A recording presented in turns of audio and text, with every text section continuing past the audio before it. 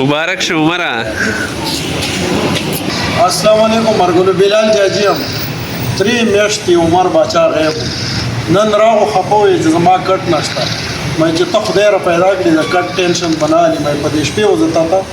نوې کټ راوړم کټ غواړي کټ به زه تعالی راوړم دا د دې خیال زه ځکه ساتم چې دا زما په دې ګلې کې دلته کې 24 غنټې پروت نو هر سړی وي چې تا دا یو کس راګیر کړی نور نشته نو زما څومره وس کېږي زه هر چا سره تعاون کوم او ده په ما باندې ډېر حق جوړېږي په دا چې دا زما په ګلې کې پروت وي نو ده به زه خاص خیال ساتم دې له به زه اوس کټ راوړم